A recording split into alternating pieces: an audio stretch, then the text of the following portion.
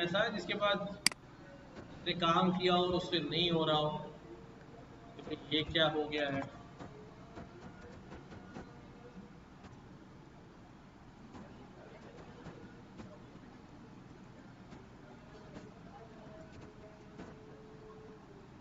तो रिकॉर्ड है बस हमारे पास में ज़्यादा डाटा नहीं,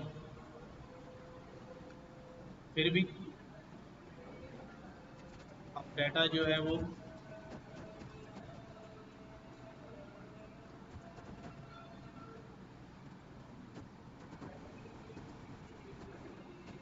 जी सेल्स वाला नहीं है, ये डाटा है एडवर्टाइजिंग वाला, एडवर्टाइजमेंट वाला जो डाटा मैंने शेयर किया था वो वाला डाटा है। ठीक है, एक्स हमारे पास ये है, वाई हमारे पास ये।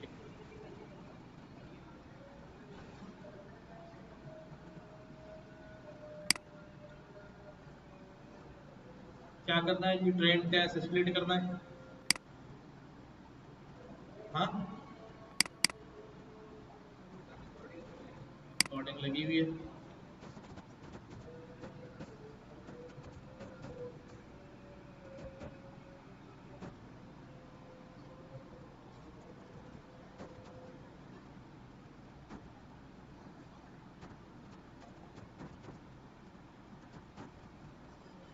ट्रेंड टेस्ट में तो प्री प्रोसेसिंग में ट्रेंड टेस्ट।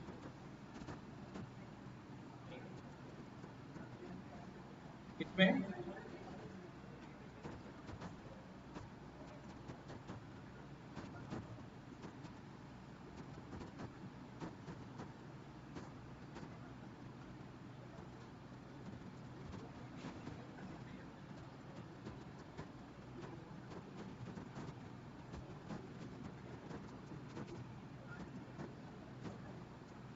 क्या क्या देना होता है यहाँ पर, X comma Y, S size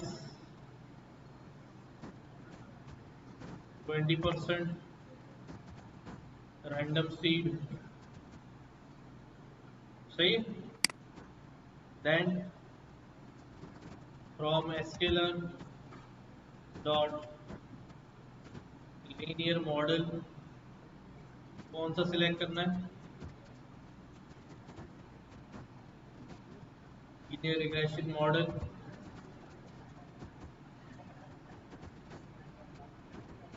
linear regression lr dot fit on explain,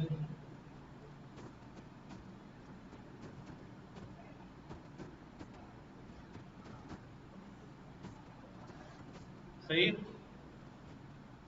then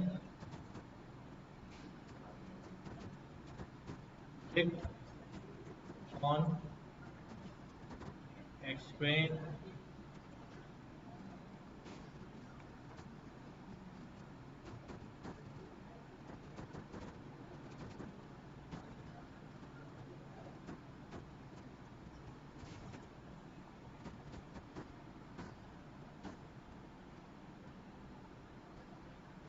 pre process उसमें R2 स्कोर किसमें था भाई,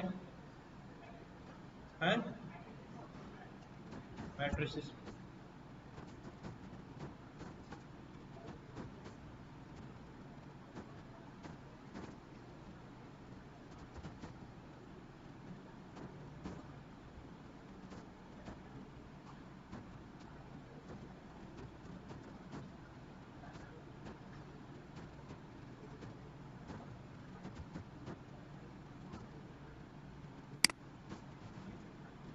89 आ रहा है ट्रेनिंग में,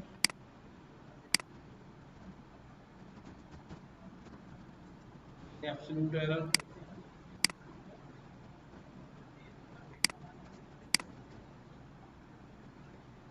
देन फॉर टेस्ट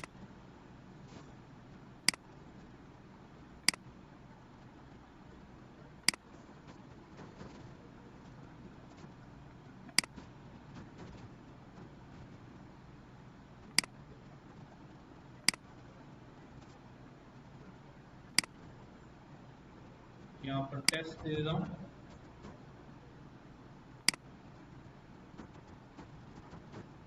टेस्ट।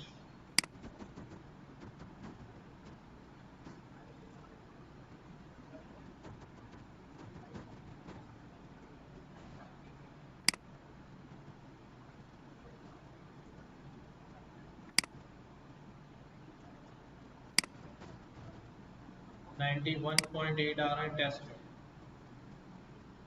हाँ, तो अभी इसमें हमारे पास डेटा जो है बहुत ही कम था ना। कितने रिकॉर्ड है? हाँ, 200 के करीब रिकॉर्ड है। आपने सबके कोरिलेशन वगैरह चेक कर लिए थे? हाँ, अब इसमें क्या कर सकते हैं कि हमारा जो स्कोर है वो इम्प्रूव हो जाए। हाँ, कहाँ से आवाज आई? अभी हमारे पास डेटा के अंदर हम एक चीज ऑब्जर्व कर रहे हैं, वो क्या है कि हमारा जो डेटा है like TV,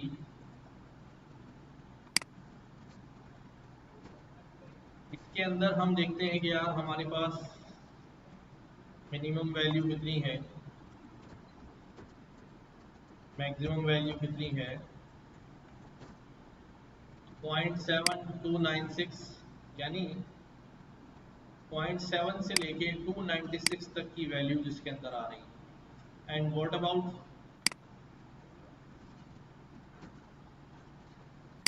the next column which is radio,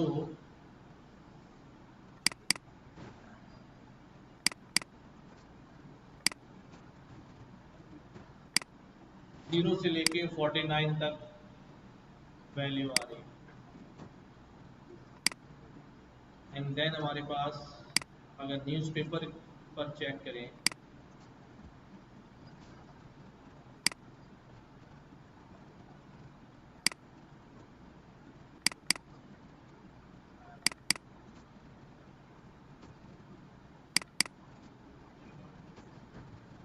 point 3 से 114। ऐसा होता है कि जब हमारे पास हर कॉलम की रेंजेस क्या होती हैं, डिफरेंट होती हैं। ठीक है, रेंजेस डिफरेंट से मतलब ये है कि कहीं एज का कॉलम लिखा हुआ है तो विल हैव एज 0 से 100 होगी मैक्सिमम। उसी के बराबर में अगर सैलरी लिखा हुआ है, सैलरी की कॉलम की रेंज जो है वो थाउजेंड्स में और लाखों में चली जाएगी। तो ये रेंज भी जो है मॉडल की लर्निंग के ऊपर बड़ा इफेक्ट डालती है। ठीक है, मॉडल जब अपने पैरामीटर्स को चूज कर रहा होता है, वेट्स को एडजस्ट करना होता है, तो due to these different ranges बड़ा स्पाइक आ रहा होता है। कम वैल्यूज को कम वेट मिल जाता है, ज़्यादा वैल्यूज को बहुत ज़्यादा वेट मिल रहा होता है। क्या करते हैं हम, जो सोचते हैं कि यार इनकी रेंजेस को क्या कर दिया जाए, सबको इक्वल कर दिया जाए, कि किसी तरह ये सब के सब क्या हो जाए, इक्वल रेंज के अंदर आ जाए। ठीक है, इसके लिए आमतौर पे हम नॉर्मलाइजेशन करते हैं। क्या करते हैं? नॉर्मलाइजेशन। Normalization is what? हाँ, हाँ, हम करेंगे क्या नॉर्मलाइजेशन का? हमारे पास क्या फार्मूला होता है? Value minus mean divide by standard deviation. अगर किसी ने देखा हो कि भाई नॉर्मलाइजेशन इन मशीन लर्निंग की बात करें,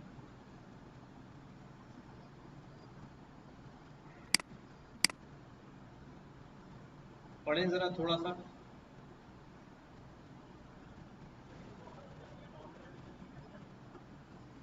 देखो, हमारे पास जैसे ये पिछला डेटा सेट था ना,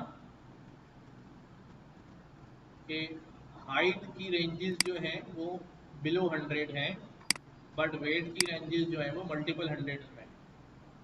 तो क्या होता है कि जब डाटा डिफरेंट रेंजेस का होता है, तो अब अगर हम इक्वेशन फॉर्मुलेट कर रहे हो या मॉडल जब इक्वेशन फॉर्मुलेट कर रहा होता है, या स्लोप्स निकाल रहा होता है या अपने पैरामीटर्स ढूंढ रहा होता है, ठीक है।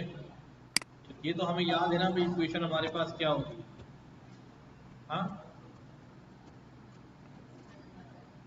यही होती है ना, कि हमारे पास ये जो W एंड B है ये क्या कहलाते हैं, मॉडल पैरामीटर्स, ठीक है। सिर्फ यही मॉडल पैरामीटर जो है उसको सही ढूंढने होते हैं हमारे केस के अंदर, क्योंकि मल्टीपल इनपुट है हमारे पास। तो हमारे पास क्या होगा भाई, W1 x1 plus W2 x2 plus W3 x3 and then बस, तो ये हमारी इक्वेशन होगी ना, M1 x1 M2 x2 M3। जहाँ जहाँ पर बड़े इनपुट होते हैं, अब इनपुट की रेंजेस जो है वो हर हर एक जो इनपुट है हमारा x1 x2 x3, इसके अंदर पॉसिबल ऐसा हो रहा है कि छोटी रेंज ऑफ वैल्यूज पॉसिबल है, यानी मिन और मैक्स के दरमियान आएंगी, इसके अंदर अपने मिन और मैक्स के दरमियान आएंगे। तो हमारे पास जो वेट होता है, ठीक है, उसके अंदर बहुत फ्लक्चुएशन आ रही होती है, यानी वो कहीं छोटे वेट ले रहा होता है, एकदम से उसे बड़ा वेट लेना पड़ जाता है, फिर छोटे वेट चलो तो एकदम से बड़ा वेट लेना पड़ जाता है, स्पाइक्स बनते हैं। अभी फौरी ये बात बिल्कुल समझ में नहीं आएगी कि मैं क्या कह रहा हूँ, बट फिर भी यू कीप एन आइडिया कि हमारा मॉडल जो है वो वेट्स क्या ले भाई, स्मूथ वेट्स ले। तो इससे लर्निंग अच्छी होती है, ठीक है, ज़्यादा अच्छे पैटर्न्स लर्न करता है मॉडल अगर ये स्मूथ वेट सिलेक्शन हो। तो हम स्मूथ वेट सिलेक्शन के लिए क्या करते हैं कि अपना जो डेटा है x1 x2 और x3, इस डेटा को हम क्या करते हैं, ऐसा कन्वर्ट कर देते हैं कि इस डेटा की रेंज भी क्या हो जाए, सेम हो जाए। फॉर एग्जांपल 0 to 100 हो जाए, इस डेटा के अंदर भी जो वैल्यूज है वो किसके दरमियान कन्वर्ट हो जाए, 0 to 100, इस डेटा के अंदर भी कन्वर्ट हो जाए 0 to 100। वैसे हम ये नहीं करते, हम कहते हैं 0 to 1, 0 to 1, 0 to 1, सारे कॉलम 0 to 1 हो जाए।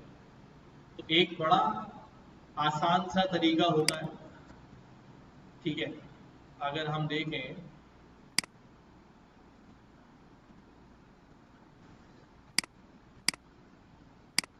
क्योंकि हमारी फाइल तो ओपन थी, एडवर्टाइजमेंट वाली फाइल को ही ले लें,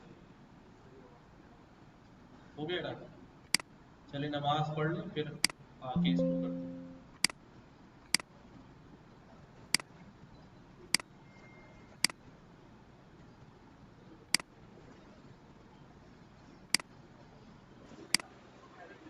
तो जरा ये पढ़े, नॉर्मलाइजेशन क्या चीज है।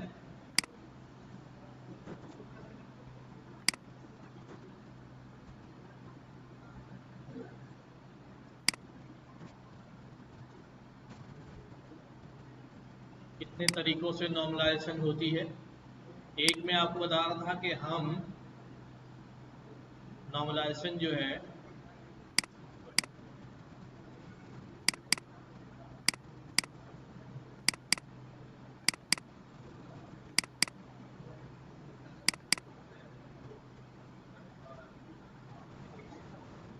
लाइक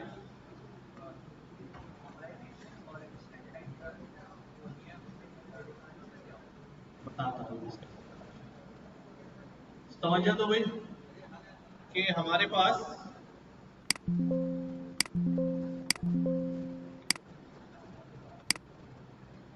अब ये मुख्तलिफ रेंजेस की वैल्यू हैं। टारगेट को ना भी करें, इनपुट कॉलम्स को अगर मैं लूं तो हमारे पास ये है,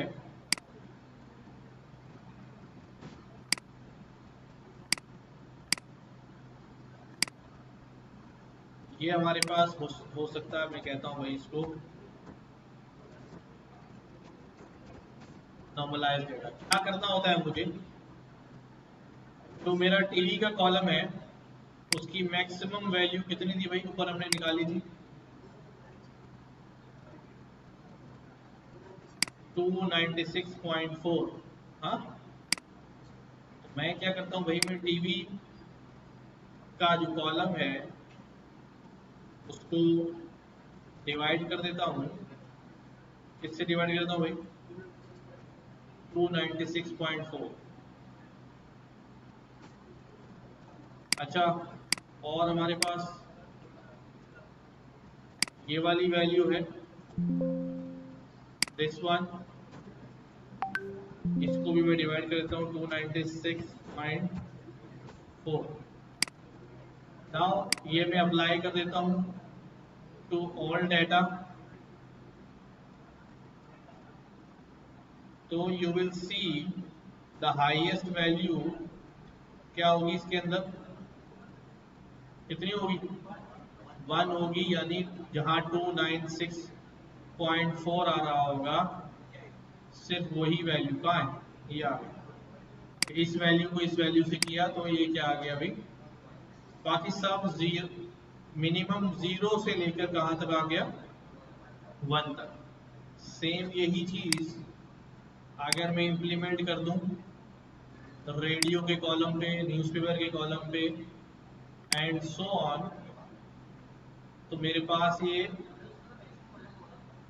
हाँ वो खुद ही उठा लेगा, नहीं उठाया? अच्छा मैंने हार्ड कोडेड लिखा, सॉरी मैंने हार्ड कोडेड लिखा, तो यहाँ इसका मैक्स चेंज करना पड़ेगा। क्या आ रहा था भाई? रेडियो में 49.6, 49.6 ये हमारे पास हो जाएगा लाइक दिस, और 49.6। अब मैं इसको अगर ड्रैग कर दूं,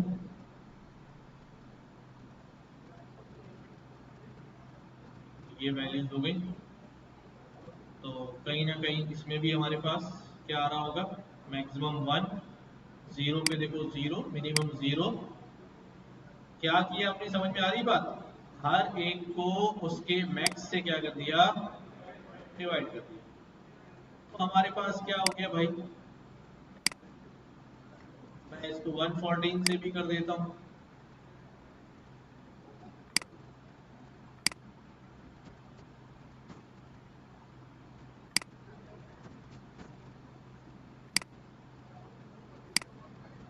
इस तरह हमने क्या किया भाई, हमने हर कॉलम की वैल्यू की रेंज क्या कर दी है।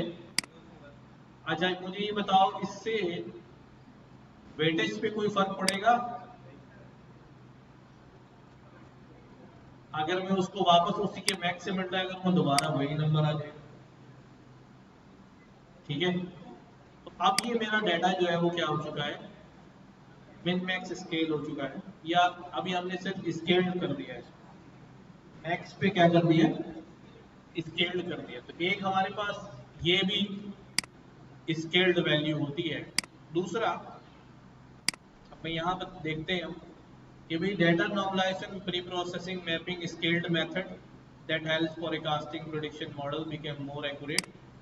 The current data range transformed into new standardized range using this method.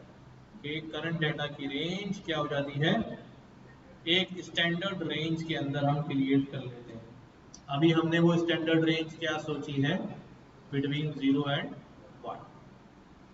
तो normalization is extremely important when it comes to bringing disparate prediction and forecasting techniques into harmony, यानी balance में लाना। Data normalization improves the consistency and comparability of different predictive models by standardizing the range of independent variables or features within the data set, leading to more steady and dependent results. So, reshaping numerical column, check finding common scale for data while maintaining instant variation. ठीक है, this usually entails rescaling features to standard range, which is typically between 0 and 1. Okay. Alternatively, the features can be adjusted to have a mean 0 and standard deviation 1. या तो आप ऐसी transformation लगाएं कि mean value क्या हो जाए, 0 हो जाए और स्टैंडर्ड डेविएशन 1 हो जाए, ये वो वाली होती है। Value minus mean divide by standard deviation, इस पे ये हो जाता है, जिसको हम क्या कहते हैं, जी स्कोर नॉर्मलाइजेशन या स्टैंडर्डाइजेशन यूजिंग जी स्कोर। अभी करेंगे हम, सारे परफॉर्म करके देखेंगे। And min max scaling are the two common use normalisation techniques. कौन सा भी, Z score and min max scaling are commonly used normalisation technique.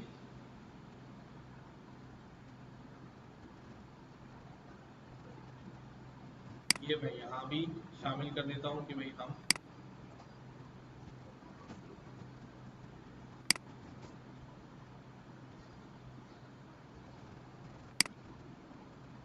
अच्छा भी, why do we need normalization in machine learning, तो ये तो आप पढ़ लें, टेक्निक पर आ जाए। डेटा नॉर्मलाइजेशन टेक्निक फर्स्ट कौन सी यूज हो रही है, हाँ भाई मिन मैक्स कौन सी है भाई, मिन मैक्स में क्या हो रहा है, टी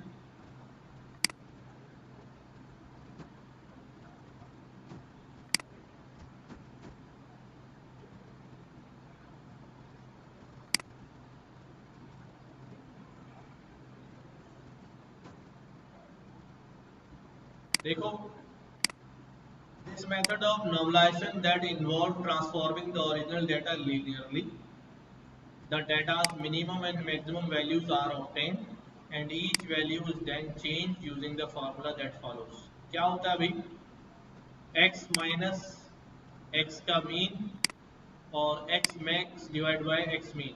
मैं यहाँ से जरा आपको इसकी तस्वीर ले लेता हूँ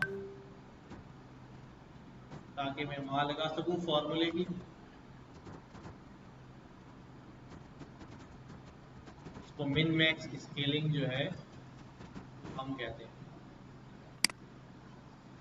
दिस वन, ये ले लें, ये ले लें।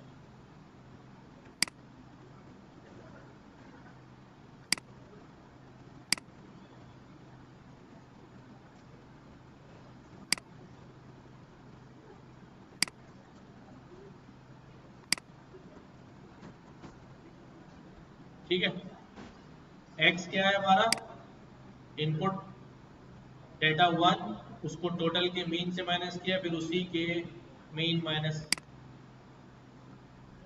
ये फॉर्मूला समझ आ रहा है। क्या होगा भाई, यहाँ पर x में मेरे पास एक वैल्यू होगी लाइक दिस, ठीक है, इस वैल्यू को मैं सबट्रैक्ट कराऊंगा इस पूरे कॉलम के मीन से। तो क्या लिखूं भाई,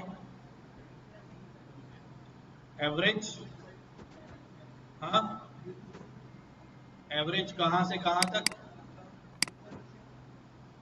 ये है एवरेज, और हाँ क्या कह रहे हो, मिनिमम ऑफ एक्स निकालना है, ठीक है। तो सबसे मिनिमम वैल्यू कितनी है हमारे पास, 0 एंड डिवाइडेड बाय, मैं अभी यहाँ लिख रहा हूँ वरना हम वहाँ पर डायरेक्ट जो है ना डायरेक्ट काम कर लेंगे।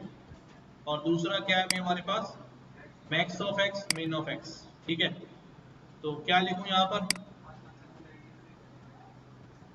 Max, max of what, from this, यानी B3 से लेके कहाँ तक है भाई, B203 तक, 202 तक, ये रेंज देनी पड़ेगी ना, इसका मैक्स लेगा ना, B3 से लेके B202, इस यहां से लेके यहां तक के डेटा का क्या हो जाए, मैक्स ले लो। और क्या करना है भाई, माइनस मिन लेना है, कहां से कहां तक का, यहीं से यहीं तक का, B3 से लेके कहां तक, B203 तक, और इसको डिवाइड करते हैं तो पहले एक ब्रैकेट और लगा दूं ताकि एम्बिग्यूटी बिल्कुल खत्म हो जाए, यहां से यहां तक, ठीक है। क्या रह गया, मैक्स ऑफ B3 से B 202 माइनस मिन ऑफ B3 से B 203, अच्छा 202 कर दूं इसको, और 203 क्यों कर रहा है? चलो बहरहाल फार्मूला समझा रहा हूं मैं, वो मसला नहीं है कि भाई इसके वैल्यूज ले ली हमने, ठीक है, x माइनस मिनिमम। अब हमारे पास ये ऑलरेडी जो है वो फंक्शन में अवेलेबल है, तो we are not going in detail, सिर्फ समझाने के लिए कर रहा हूँ कि भाई input point minus minimum of that column divide by min max का जो रेंज ऑफ कॉलम है, बेसिकली रेंज है ना ये, divide by range of data. तो हमारे पास इससे हमारे पास एक नॉर्मलाइजेशन निकल आती है। The formula works by subtracting the minimum value of the original value to determine how far the values from minimum, then divide difference by the range of the variable. Okay. The division scale variable proportion of entire range result normalized value fall between 0 and 1. सही है? तो 1 और 0 जो है मिन और maximum value होगी। Decimal scaling ये अभी हमने किया था कि भाई उसको मैक्स से क्या कर दिया, डिवाइड कर दिया। ये हमारे पास है नॉर्मलाइजेशन ऑफ सी स्कोर और जीरो मीन, जिसे हम स्टैंडर्डाइजेशन कहते हैं। क्या कहते हैं? स्टैंडर्डाइजेशन। इसके अंदर क्या करते हैं, इसके अंदर हम मीन से सब्ट्रैक्ट और स्टैंडर्ड डेविएशन से डिवाइड कर देते हैं। अगर मैं यहां लिखूं स्टैंडर्डाइजेशन दिस वन, ये हमारे पास सिंपल सा फार्मूला है इसका।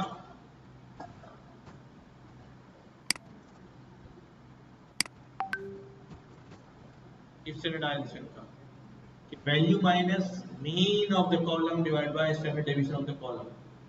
जब ये अप्लाई हो जाता है तो क्या कंडीशन होती है, अगर स्टैंडर्डाइजेशन अप्लाई हो गई तो डेटा अब ट्रांसफॉर्म हो गया, तो डेटा कैसा हो चुका होता है कि उसका मीन जो है वो क्या हो चुका होता है 0, और स्टैंडर्ड डेविएशन क्या हो चुका होता है 1। ठीक है, जिसको स्टैंडर्ड नॉर्मलाइजेशन या स्टैंडर्डाइजेशन जो है वो कहते हैं कि मीन वैल्यू क्या हो जाए 0 और स्टैंडर्ड डेविएशन क्या हो जाए 1 का हो जाए। तो इसमें अप्रोक्सीमेट नियरेस्ट टू दैट जो है वो अचीव हो जाता है।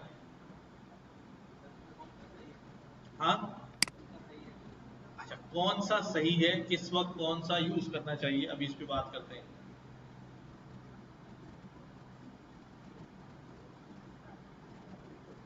कुछ हमारे पास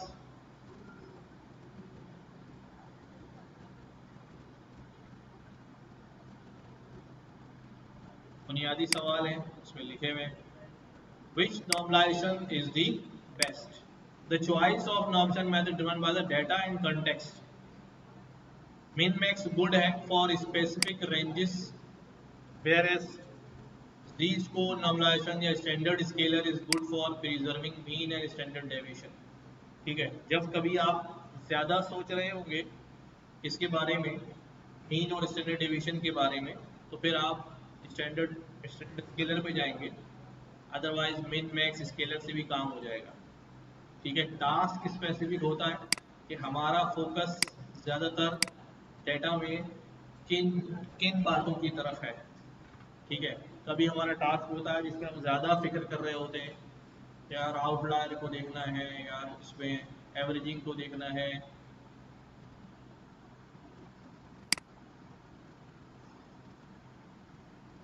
फिर भी हमें बहुत सारे केस में अंदाज़ा जो है वो हो जाता है कि मिन मैक्स लगाएं या क्या करें। व्हाट नाउ, अच्छा ये टास्क में जो है ना वो पता चलता है, जैसे अभी हमारे पास जो टास्क है ना, इसके अंदर हम फोकस नहीं कर रहे हैं। ठीक है, कि हम जो है वो क्या कर रहे हैं भाई,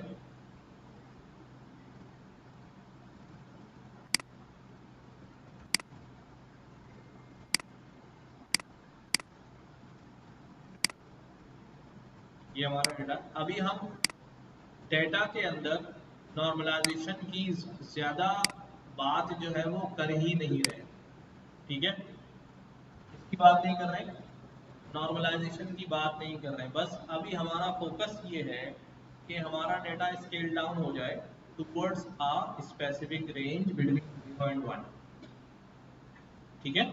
जब मैं ये चाह रहा हूँ कि मेरी कोशिश ये है कि सारे कॉलम के रेंजेस अभी क्या हो जाए, 0 और 1 हो जाए।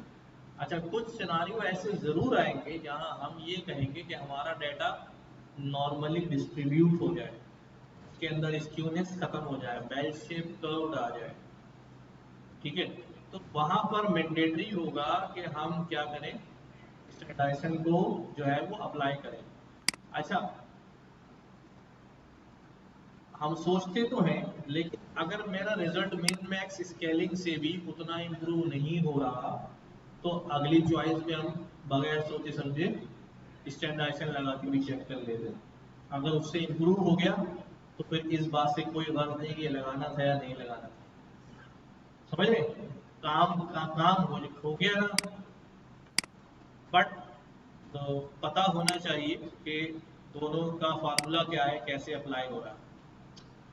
अब हमारे पास जो है जाहिर है क्या है भाई, डेटा मौजूद है, ठीक है। स्केल डाउन करेंगे, मिन मैक्स स्केलिंग लगाएंगे तो हमारे पास एक नए फीचर्स आ जाएंगे जिसको हम कहेंगे स्केल्ड फीचर्स या स्केल होके। हमारे पास sklearn के अंदर ये सारी चीजें गिवन है, अपना फार्मूला बना सकते हैं, छोटा सा है, कोई इतने रॉकेट साइंस नहीं है, इसका अपना फंक्शन भी बना लेना तो ठीक है। फिर भी sklearn का ही यूज कर लेते हैं।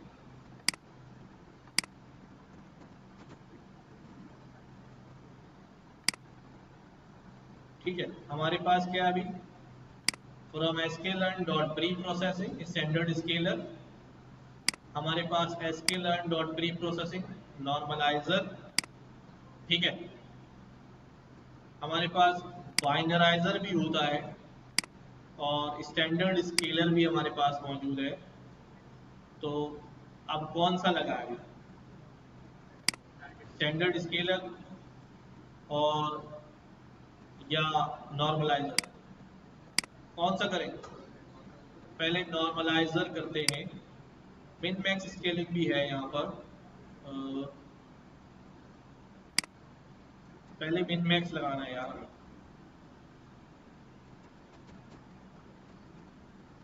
इसमें नहीं आ रहा है, यहाँ से चेक कर लें।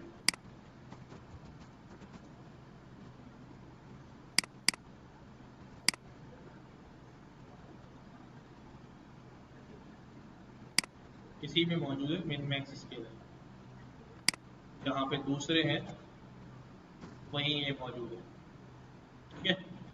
क्या करना है जी, मिन मैक्स स्केलर का ऑब्जेक्ट बनाना है, स्केलर पे फिट कर देना है।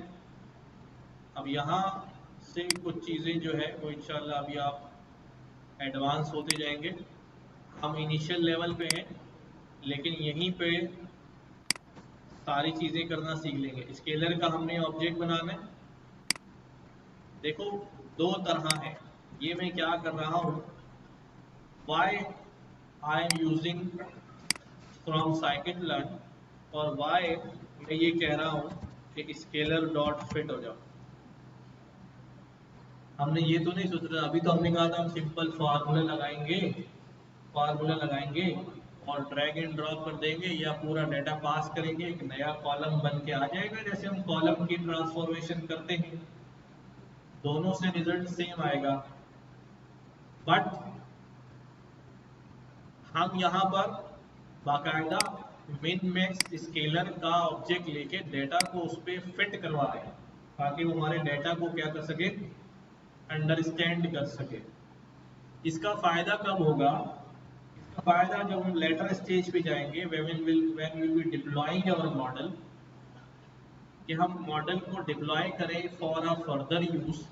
तो अब जो यूजर आएगा इनपुट लेके, क्या यूजर से बोलोगे कि अपनी एज डेसिमल में कन्वर्ट करके इनपुट करो? नहीं नहीं, सैलरी का डेसिमल डालो, कि हमारा मॉडल डेसिमल लेता है, नहीं।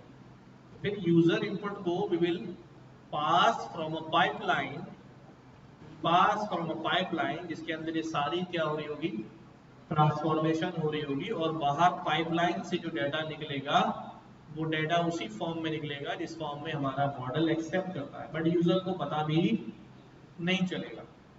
अब मसला यहाँ पर एक हो जाता है कि पाइपलाइन में मैं दोबारा मिन मैक्स स्केलिंग लगाऊं, ठीक है, लेकिन यूजर तो एक ही डेटा डाल रहा है, एक ही रिकॉर्ड डालेगा, अपना रिकॉर्ड डालोगे, उसका मिन मैक्स कहां से निकालूंगा मैं? मेरी बात समझ रहे हो?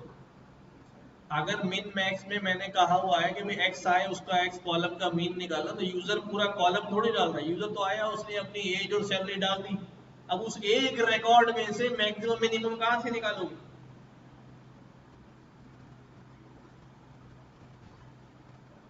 समझ रहे बात? तो इसलिए हम अपने यहाँ फिट कर रहे हैं इस मॉडल को, हम जिस डाटा पे ये ट्रेन हुआ है उसी पर हमने यानी मिन मैक्स पे फिट किया हुआ है इसको, इसी के ऑब्जेक्ट को लेंगे, बोलेंगे लो आ रहा है तुम्हारे लिए डाटा, तो वो ऑलरेडी ट्रेन हुआ है अपने प्रीवियस डाटा के ऊपर, वो उसी पैटर्न से उसका स्केलिंग डाउन जो है वो शुरू कर देगा। ये बात अकल में आई कुछ नहीं आई? थोड़ी सी आगे की बात है, मैंने कहा डिप्लॉयमेंट में जाके जो है वो हमें नजर आएगी, ठीक है, बट अभी चलो ठीक है, हम एक छोटा सा डिप्लॉयड फंक्शन यहाँ भी क्रिएट कर सकते हैं। तो हमने क्या यार फिट कर दो, किसके ऊपर फिट कर दो भाई? हमारे डाटा शरीफ पर। क्या है भाई हमारा डाटा? डाटा हमारा एक्स है, क्या है? इनपुट हमारा एक्स है ना, इस पे हमने किया, ये क्या हो गया अभी? मिन मैक्स स्केलर फिट हो गया। दो मेथड होते हैं हमारे पास, फिट और ट्रांसफॉर्म। क्या हम यहां देखेंगे स्केलर डॉट, इसमें हमें दोनों नजर आ रहे होंगे, फिट भी नजर आ रहा है, फिट ट्रांसफॉर्म भी नजर आ रहा है, और ट्रांसफॉर्म अलग भी नजर आ रहा है, ठीक है। यहां पर देखो क्या क्या आ रहा है, फिट अलग है और ट्रांसफॉर्म अलग है, और एक जगह क्या लिखा हुआ है? फिट ट्रांसफॉर्म एक साथ। ये इसीलिए है कि अगर आपको सिर्फ एक बार ही कराना है तो वही फिट ट्रांसफॉर्म कराओ, रिजल्ट ले लो, लेकिन अगर आपको बाहर से जब डाटा आएगा पाइपलाइन में, रॉ डाटा आएगा, लाइव डाटा आएगा, उसी चैनल से पाइपलाइन से क्या करोगे? पास करोगे, तो फिर आपके पास फिटेड मॉडल पहले से रखा होना चाहिए, ताकि उस फिटेड को बोले ये जो डाटा आ रहा है ट्रांसफॉर्म करो, ये जो डाटा आ रहा है ट्रांसफॉर्म करो। समझ रहे बात? हमारे पास बाकायदा जो है sklearn के अंदर ही पूरा पाइपलाइन का मॉड्यूल मौजूद है, वो इंशाल्लाह हम करेंगे अच्छे से।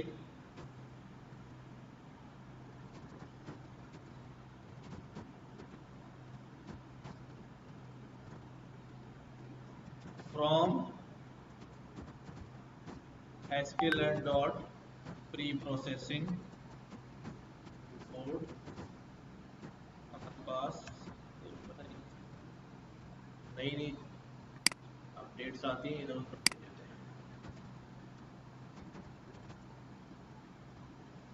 हैं। sklearn पाइपलाइन,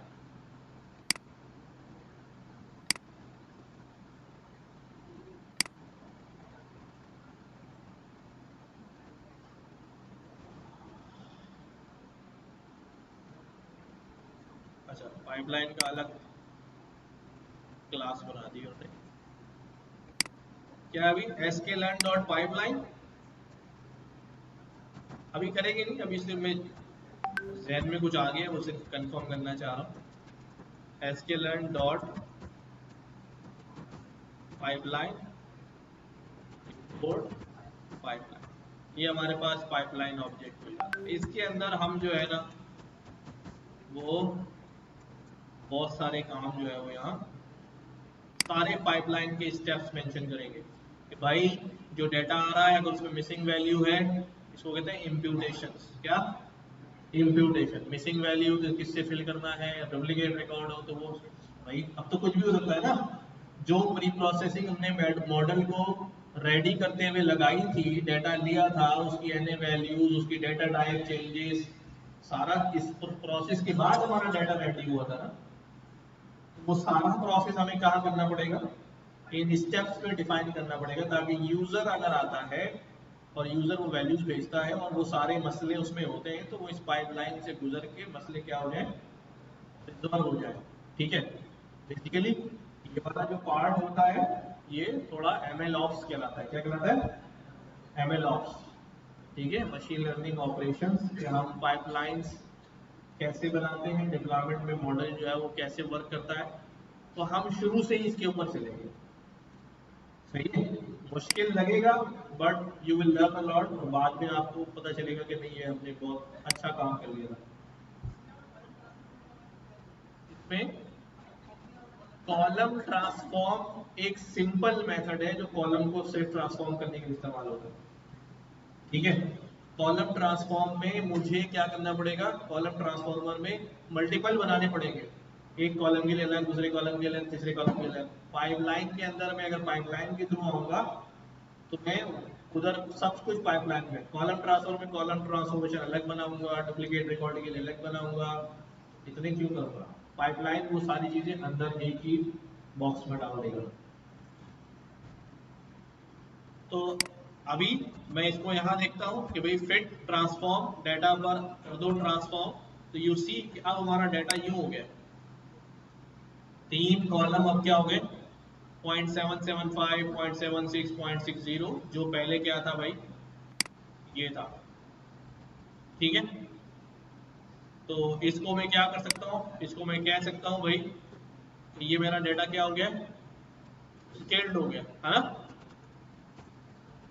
स्केल्ड कह सकता हूँ ना इसे, ये कुछ और नाम सही है, सही।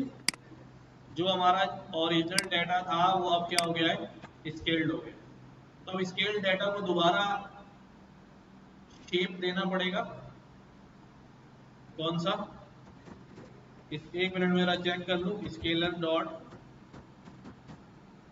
फीचर नेम इन, ये हमें फीचर नेम दे देता है, दे दिए भाई, यही फीचर नेम संभाले हुए हैं, ये फीचर नेम मैं इसके ऊपर लगा देता हूँ दोबारा।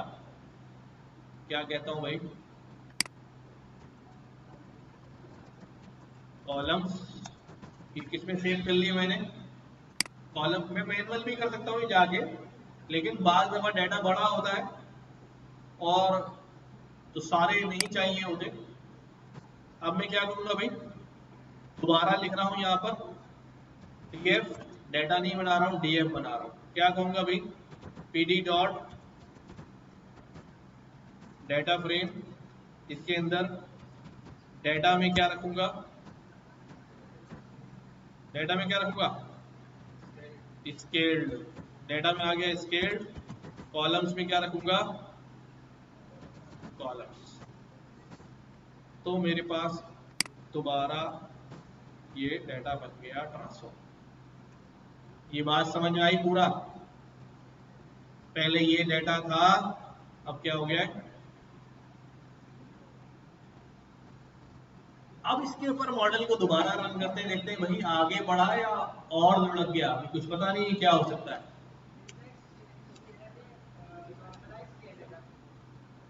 अभी हमने कौन सा इस्तेमाल किया है, मिन मैक्स स्केलर। ये क्या करता है, तो नॉर्मलाइज कह सकते हैं, बट अभी ये स्केलर ही है बेसिकली, वो स्टैटिस्टिकल वाली नॉर्मलाइजेशन नहीं है। कौन सी वाली, स्टैटिस्टिक वाली नॉर्मलाइजेशन वो अलग होती है, जिसमें data eventually well shaped curve में आ जाता है, मीन 0 हो जाता है, स्टैंडर्ड डेविएशन 1 हो जाता है। ठीक है, वो वाली नहीं है, बट स्केल डाउन उसने कर दिया। हमारे पास भी यही रिजल्ट आ रहा था ना पहले, जब मैनुअल वहां पे कर रहे थे एक्सेल पे। हाँ, मेरे ख्याल से यही रिजल्ट है, डिलीट हो गया था, ये आ रहे नजर आ रहे, सेम चीज है बिल्कुल। ठीक है, 0.77, 0.76, 0.60, सही है, वही काम किया है इसने। लेकिन हमें इससे एक फायदा क्या होगा, क्या फायदा होगा, कि अब ये ट्रांसफॉर्म जो मैं इसको और कर रहा हूं, चलो अभी ठीक है, ज्यादा नहीं हुआ है, अभी इतना काम करो जल्दी से। ये करने के बाद दोबारा मॉडल बताओ क्या दे रहा है। शाबाश, मैं बात भी करूंगा, पहले आप करोगे, वरना हैंड्स ऑन आप लोग करोगे ही नहीं।